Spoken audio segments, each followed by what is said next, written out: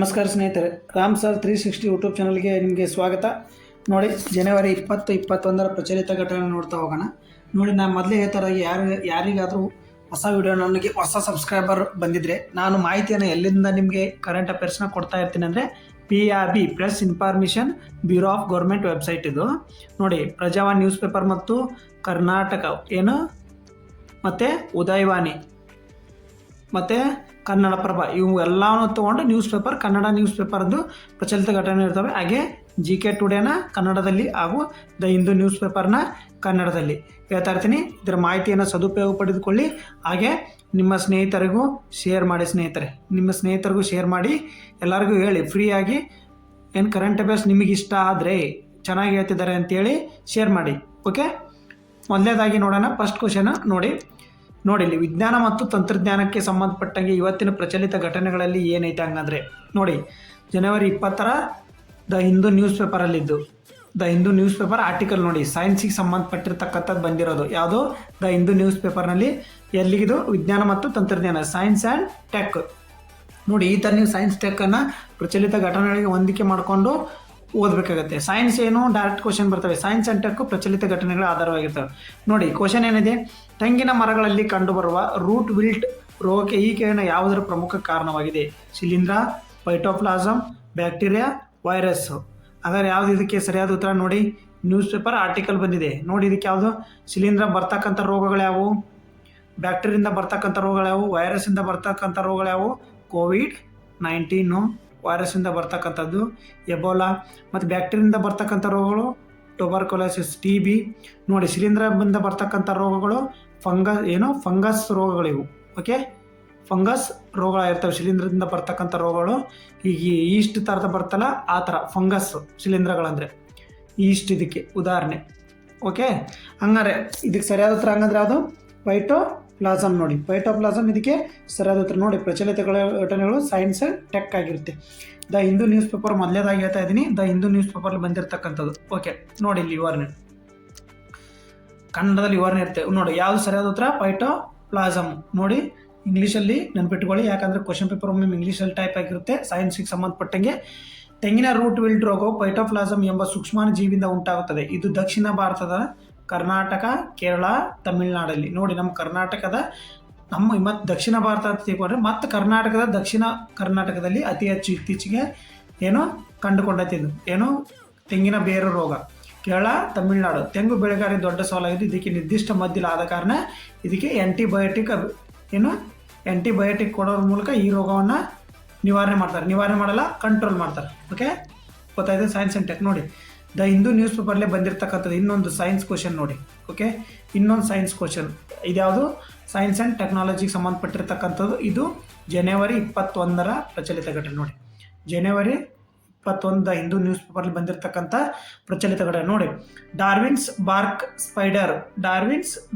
Spider ಎಂಬ ಬಗ್ಗೆ ಈ ಕೆಳಗಿನ ಯಾವ ಹೇಳಿಕೆ ಸರಿಯಾಗಿದೆ? ನೋಡಿ, ಇದು ಪ್ರಪಂಚದ ಅತಿ ಸಣ್ಣ ಜೇಡವಾಗಿದೆ. ಇದರ ಬಲೆಯನ್ನು ಗಂಡು ಜೇಡಗಳು ಮಾತ್ರ ಹಿಡಿಯುತ್ತವೆ. ಇದು ರೇಷ್ಮೆ ನೂಲುಗಳ ಉಕ್ಕಿಗಿಂತ ಹೆಚ್ಚು ಗಟ್ಟಿಯಾಗಿರ್ತದೆ.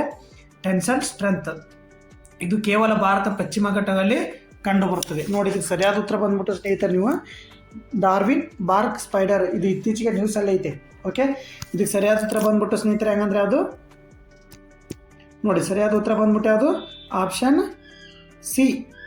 ಇದರ ರೇಷ್ಮೆ ನೂಲು ಉಕ್ಕಿಗಿಂತಲೂ ಹೆಚ್ಚು ಗಟ್ಟಿಯಾಗಿರ್ತದೆ. ನೋಡಿ, ಇದ್ರದ್ದು ನೂಲು ಇರ್ತಲ್ಲ, ಜೇಡಪಥದ ನೂಲು ಇರುತ್ತಲ್ಲ, ಇದು ಉಕ್ಕಿಗಿಂತ ಗಟ್ಟಿಯಾಗಿರುತ್ತೆ. ನೋಡಿ, ಇಲ್ಲಿ ಆರ್ಟಿಕಲ್, ನ್ಯೂಸ್ ಪೇಪರ್ ಆರ್ಟಿಕಲ್ ಬಂದಿರತಕ್ಕಂಥದ್ದು.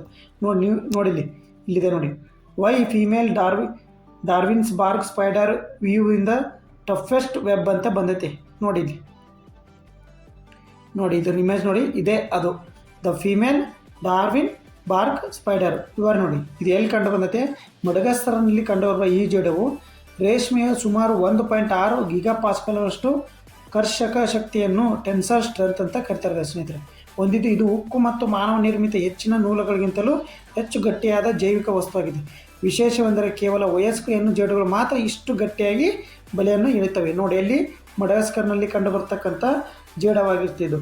ಇದಕ್ಕಿದು ಇದು ವಿಶೇಷವಾಗಿ ವಯಸ್ಕ ಹೆಣ್ಣು ಜೇಡಗಳಲ್ಲಿ ಮಾತ್ರ ಕಂಡು ಬರ್ತದೆ. ಇಲ್ಲಿ ಕೊಟ್ಟಿದ್ದಾರೆ female Darwin's bark spider weave toughest webs, ಅಂದರೆ ನೂಲುಗಳು. ಓಕೆ, ಇದು ಎಷ್ಟಿರುತ್ತೆ? ರೇಷ್ಮೆ 1.6 ಗೀಗಾ ಪಾಸ್ಕಲ್ ಅಷ್ಟು ಕರ್ಷಕ ಶಕ್ತಿಯನ್ನು ಹೊಂದಿರ್ತೈತೆ ನೋಡಿದ್ದು. ಓಕೆ, ನೆಕ್ಸ್ಟ್ ಕ್ವಶನ್ ನೋಡಿ, ಸೈನ್ಸ್ ಟೆಕ್ಗೆ ಸಂಬಂಧಪಟ್ಟಿದ್ದು ದ ಹಿಂದೂ ನ್ಯೂಸ್ ಪೇಪರ್ನಿಂದ.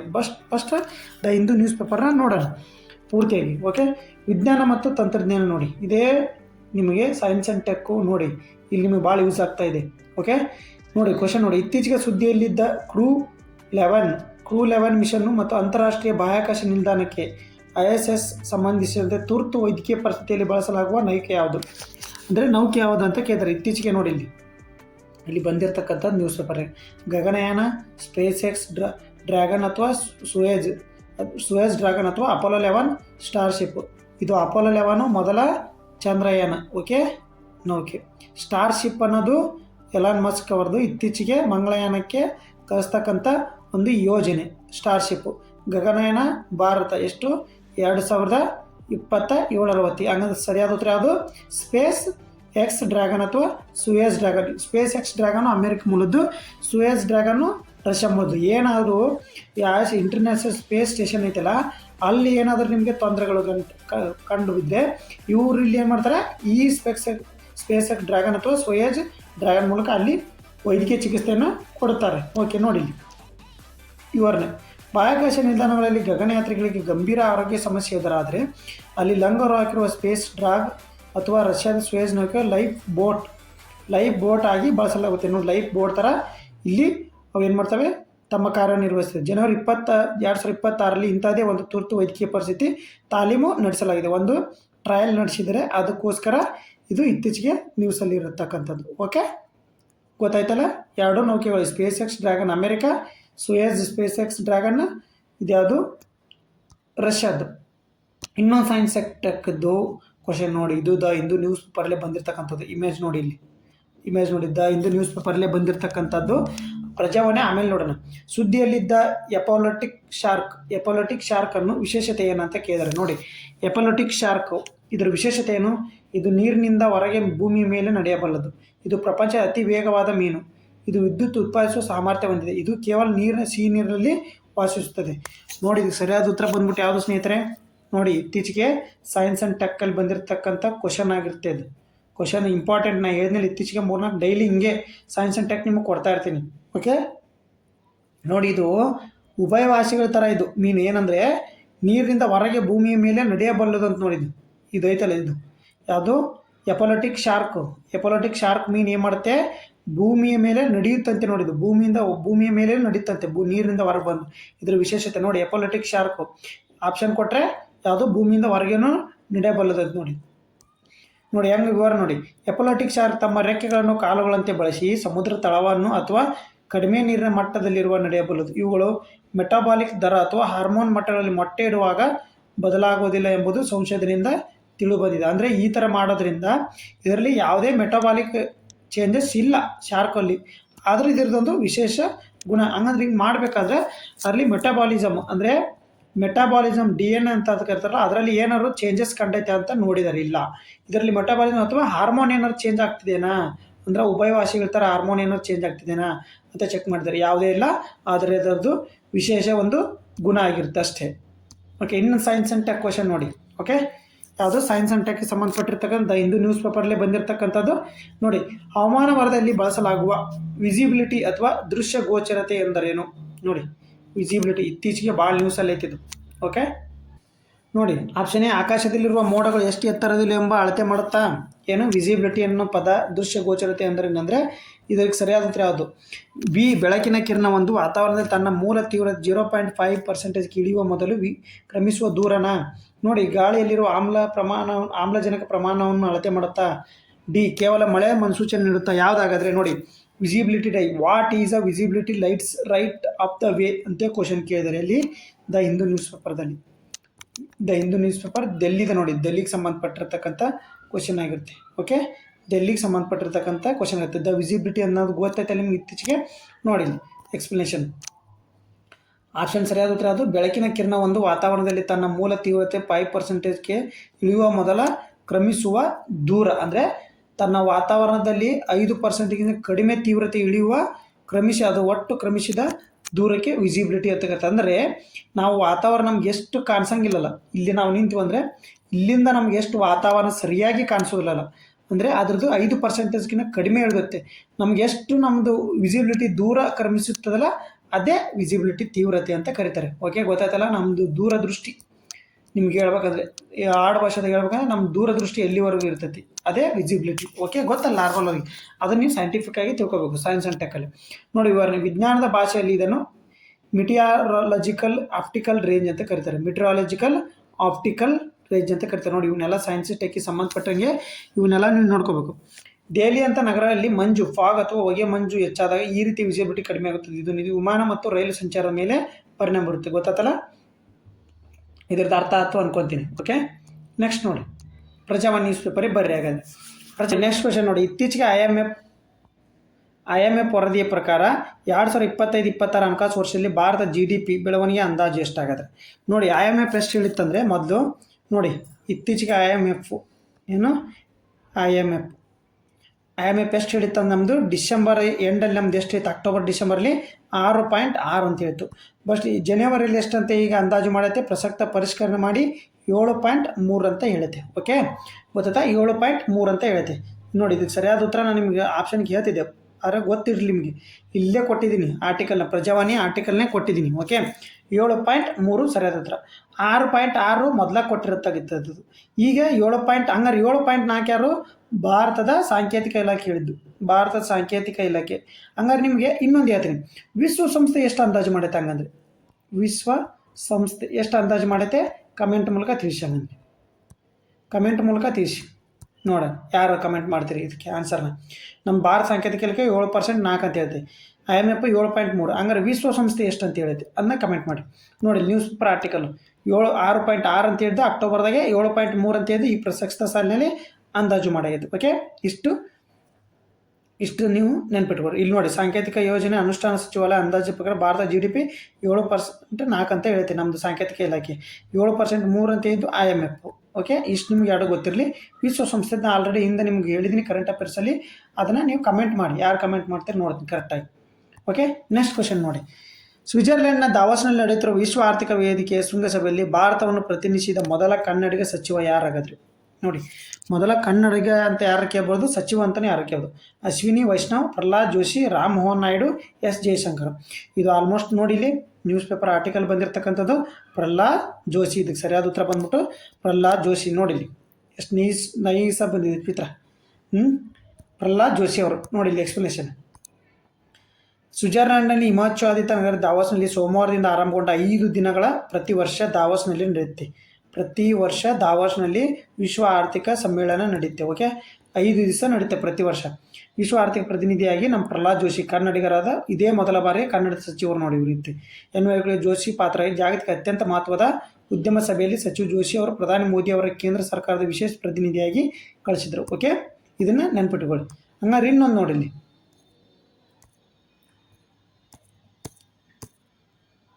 ಹಂಗಾರೆ ನೋಡಿ ನೆಕ್ಸ್ಟ್ ಕ್ವೆಶನ್ ನೋಡಿ, ಇದು ಪ್ರಜಾವಾಣಿ ನ್ಯೂಸ್ ಪೇಪರ್ನಲ್ಲಿ ಬಂದಿರತಕ್ಕಂಥದ್ದು. ಹರಿಯಾಣದ ಬಹದ್ದೂರ್ಗಢದಲ್ಲಿ ನಡೆದ 92ನೇ ರಾಷ್ಟ್ರೀಯ ಸ್ನೂಕರ್ ಚಾಂಪಿಯನ್ಶಿಪ್ ಪ್ರಶಸ್ತಿಯನ್ನು 11ನೇ ಬಾರಿಗೆ ಗೆದ್ದ ಕನ್ನಡಿಗರು ನೋಡಿ.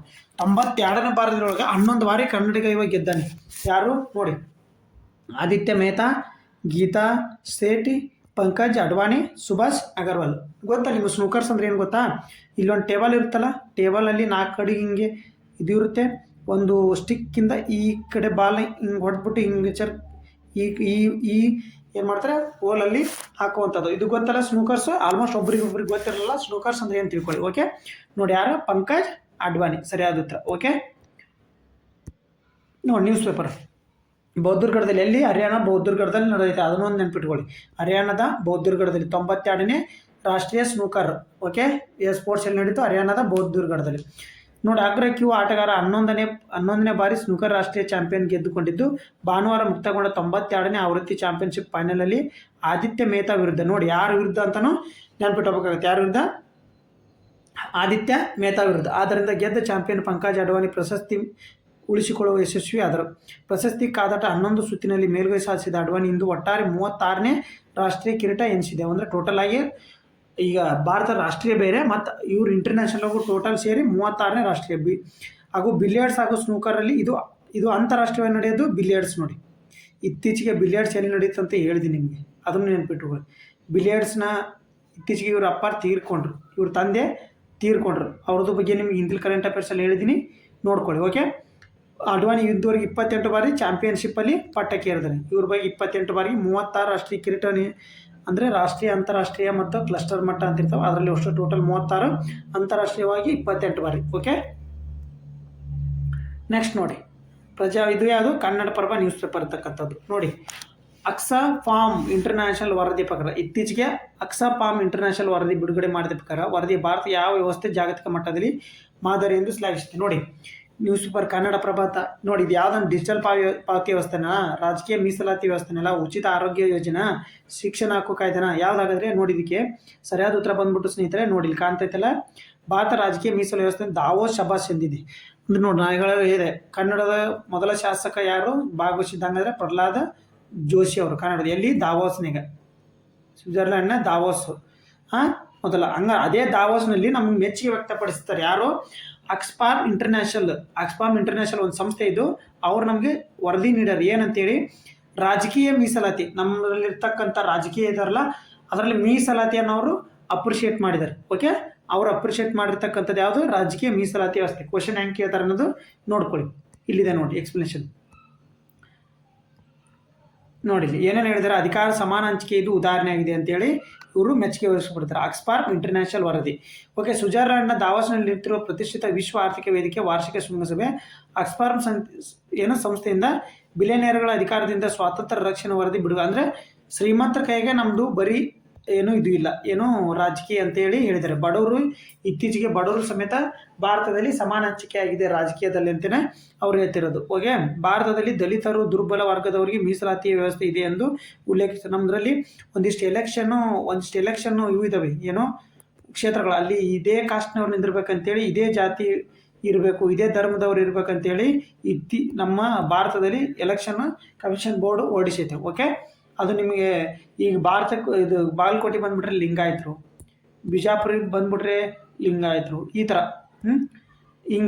ಮತ್ತು ಹಿಂಗೆ ಕ್ಷೇತ್ರಗದವಲ್ಲ ಬೆಂಗಳೂರಿಗೆ ಇಂಥ ಮತಕ್ಷೇತ್ರಗಳು ಬಂದುಬಿಟ್ರೆ, ಮತ್ತು ಹುಬ್ಳಿ ಧಾರವಾಡಿಗೂ ಯಾರು ನಿಂದಿರಬೇಕು, ಯಾವ ಜಾತಿಯರು, ಯಾವ ಜಾತಿಗೆ ಮೀಸಲಾತಿ ಐತಿ, ಅವ್ರು ನಿಂತರೆ ಎಷ್ಟು, ಅವದೆಲ್ಲ ಇದನ್ನು ಗಮನದಲ್ಲಿಟ್ಟುಕೊಂಡು ಇವರು ಆಕ್ಸ್ಫಾಮ್ ಇಂಟರ್ನ್ಯಾಷನಲ್ ಅವರು ವರದಿ ನೀಡಿರ್ತಾರೆ. ಓಕೆ, ನೋಡಿ ನೆಕ್ಸ್ಟ್ ಕ್ವಶನ್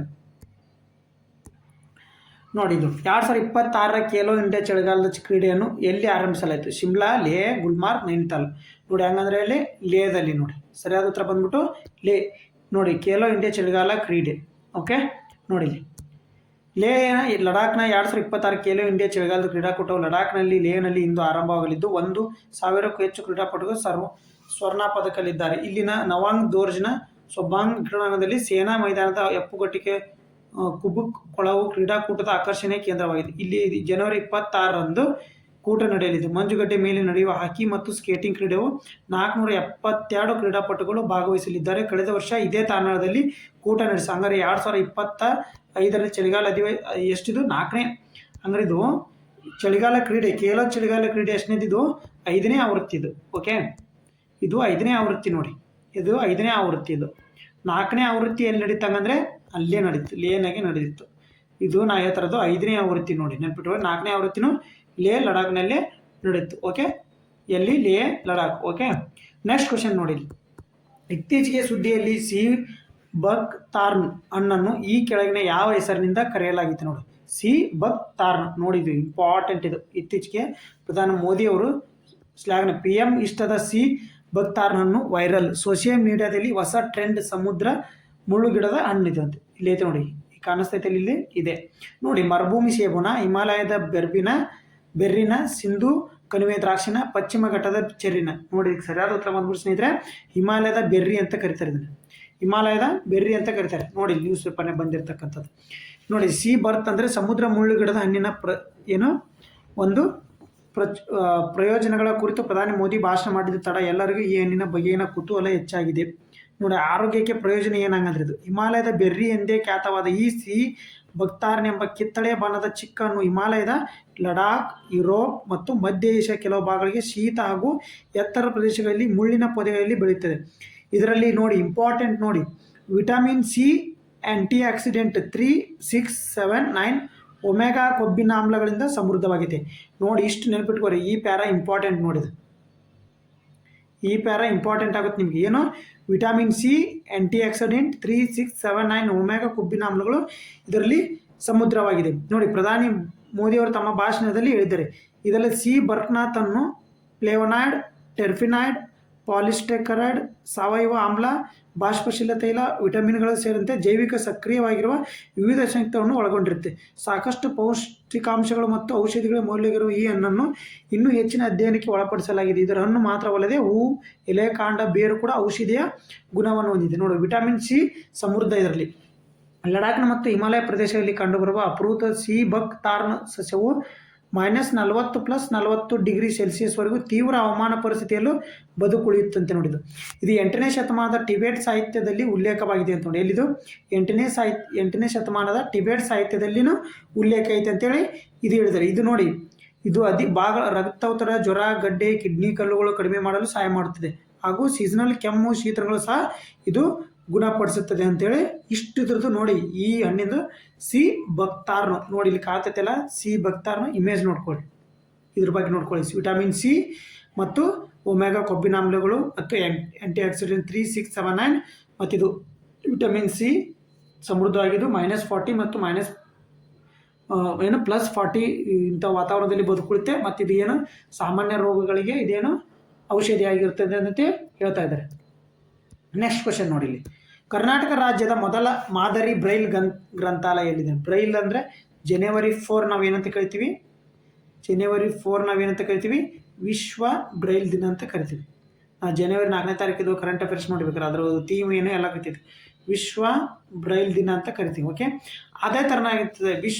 ಎಲ್ಲಿ ಬ್ರೈಲ್ ಮಾಡೆಲ್ ಬ್ರೈಲ್ ಲೈಬ್ರರಿಯನ್ನು ಸ್ಥಾಪನೆ ಮಾಡಿದ್ದಾರೆ ಕುಂತು ಓದಕ್ಕೆ. ಓಕೆ, ಎಲ್ಲಿ? ಬೆಂಗಳೂರಿನ ಕೇಂದ್ರ ವಿಶ್ವವಿದ್ಯಾಲಯ, ಮೈಸೂರಿನ ವಿಶ್ವವಿದ್ಯಾಲಯ, ಕರ್ನಾಟಕ ಕೇಂದ್ರೀಯ ವಿಶ್ವವಿದ್ಯಾಲಯ, ಕಲಬುರಗಿ, ಧಾರವಾಡ ವಿಶ್ವವಿದ್ಯಾಲಯ, ಕೃಷಿ ವಿದ್ಯಾಲಯ. ನೋಡಿ ಎಲ್ಲಿ? ಕಲಬುರಗಿ, ಕರ್ನಾಟಕ ಕೇಂದ್ರೀಯ ವಿಶ್ವವಿದ್ಯಾಲಯ ಕಲಬುರಗಿ ಒಳಗಡೆ ಸ್ಥಾಪನೆ ಮಾಡಿದ್ದಾರೆ. ಇಲ್ಲಿ ನೋಡಿ, ಕಲಬುರಗಿಯಲ್ಲಿ ರಾಜ್ಯದ ಮೊದಲ ಬ್ರೈಲ್ ಲೈಬ್ರರಿ. ಓಕೆ, ಕಲಬುರಗಿ ಜಿಲ್ಲೆಯ ಅಳಂದನ್ ಕಡಂಗಂಚಿ ಬಳಿ ಕರ್ನಾಟಕ ಕೇಂದ್ರೀಯ ವಿಶ್ವವಿದ್ಯಾಲಯ ಅಂಗಳದಲ್ಲಿ ತಲೆ ಎತ್ತುತ್ತಿರುವ ರಾಜ್ಯದ ಮೊದಲ ಬ್ರೈಲ್ ಗ್ರಂಥಾಲಯ ಸಂಪನ್ಮೂಲ ಕೇಂದ್ರದ ಅಂಧ ವಿದ್ಯಾರ್ಥಿಗಳು ಓದಿಗೆ ಮತ್ತತರ ಸಂಶೋಧನೆ ಊರುಗೋಲಾಗಲಿದೆ. ದೇಶದ ಯಾವುದೇ ಭಾಷೆಯಲ್ಲಿ ಸಂಶೋಧನೆ, ಲೇಖನ ಬ್ರೈಲ್ ಲಿಪಿಗೆ ಪರಿವರ್ತಿಸಲು ಸಾಧನೆ ಇರುವ ಅತ್ಯಾಧುನಿಕ ಬ್ರೈಲ್ ಲೈಬ್ರರಿ ಆಗಿದೆ. ಓಕೆ, ಇದ್ರ ಬಗ್ಗೆ ತಿಳ್ಕೊಳ್ಳಿ. ನಮ್ಮದು ಏನು ರಾಜ್ಯದ ಮೊದಲ ಇದು.